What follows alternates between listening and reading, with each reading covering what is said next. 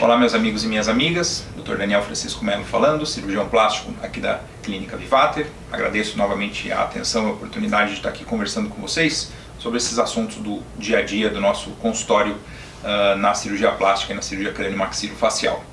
O nosso assunto para a conversa de hoje é a questão do biotipo, né, da escolha de uma prótese de silicone na mamoplastia de aumento em relação ao perfil, ao biotipo da paciente, né? Então, algumas coisas vão ter que ser consideradas para a gente conseguir alinhar bem o desejo da paciente, obtendo um resultado natural, ou às vezes um pouco mais pronunciado, dependendo da vontade da paciente, da preferência do cirurgião também. Mas acho que o ponto mais crítico sempre é, na consulta, nas discussões no pré-operatório, o cirurgião identificar adequadamente o desejo dessa paciente, o formato de mama, o volume mais projetado ou menos, um resultado mais natural que ela deseja. Para isso ser obtido, algumas coisas são importantes. Acho que a primeira coisa é paciência, consultas com o tempo adequado e com a discussão bem aberta entre o médico e a paciente. Essa é a primeira coisa. Nem sempre a gente observa isso, infelizmente, sobretudo em casos que complicam e a paciente acaba buscando outras opiniões ou tratamentos secundários, né, para tentar melhorar resultados que não foram adequados.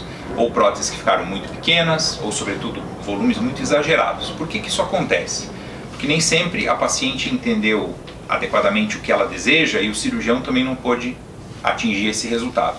Nós temos que observar a proporção do tórax em relação ao quadril, né? Nós temos que observar o formato do tórax. Tem pacientes que têm o tórax com a projeção mais reta, tem pacientes que têm o tórax com o externo, a região central aqui mais projetada e o contorno das costelas um pouco mais aberto, né? Isso é muito comum em pacientes que nós temos visto hoje em dia que perderam peso depois de cirurgia bariátrica. Então o formato do tórax é diferente, muitas vezes a mama, que além de perder volume, tem um excesso de pele, ela está um pouco mais aberta, né?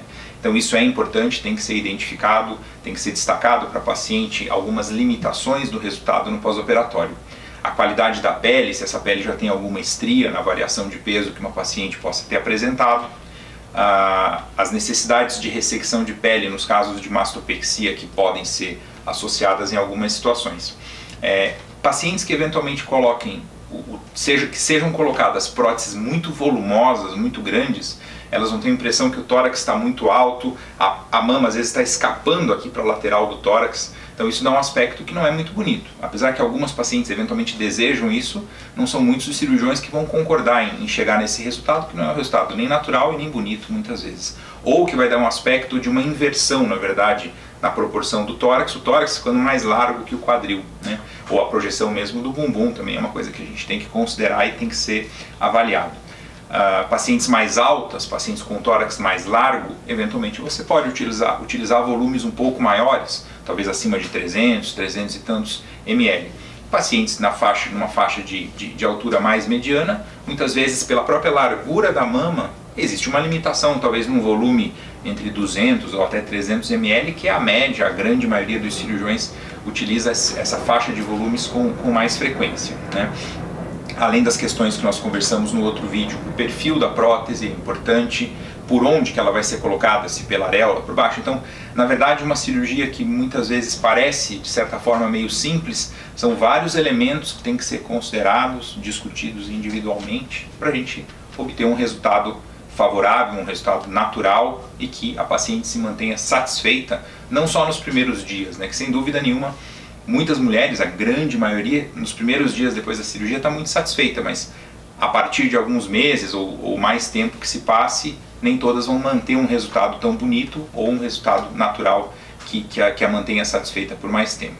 E é isso que a gente deseja, resultados bonitos, naturais e que se sustentem e se mantenham bastante tempo, né? Nenhuma cirurgia vai ter um resultado para sempre, mas não é o que a gente deseja, o resultado o mais duradouro possível, ok?